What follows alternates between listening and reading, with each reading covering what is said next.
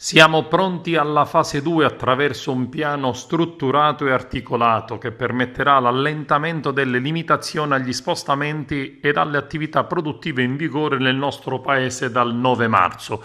Lo ha annunciato il Presidente del Consiglio Giuseppe Conte alla stampa, i cui dettagli organizzativi saranno spiegati entro questo fine settimana.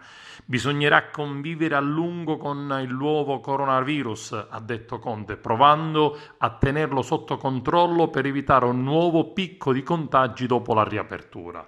Per il Presidente del Consiglio servirà una revisione del modello organizzativo del lavoro, delle modalità del trasporto pubblico e privato e di tutte le attività connesse. Le mascherine e qualche forma di distanziamento sociale saranno necessarie ancora per molto tempo fino alla individuazione di un vaccino in grado di proteggere la popolazione dal virus. Come anticipato nei giorni scorsi, non è esclusa una riapertura differenziata e graduale su base regionale che di conseguenza vieterà gli spostamenti da una regione all'altra.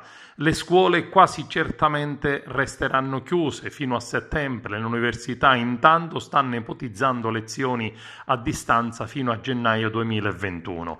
Via libera quindi alla riapertura dei negozi, prevedendo particolari precauzioni per le possibili aggregazioni, cautela per ristoranti e bar già pronti ad aprire da metà maggio, che hanno un maggior impatto rispetto al rischio di innescare nuove epidemie.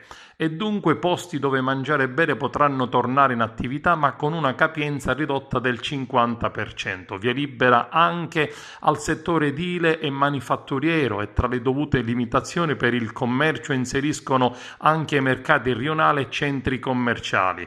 Devono essere interdette in questa fase tutte le attività di aggregazione, divieto assoluto prolungato quindi per circoli ricreativi, teatri, cinema, discoteche e tutte le attività culturali e di svago.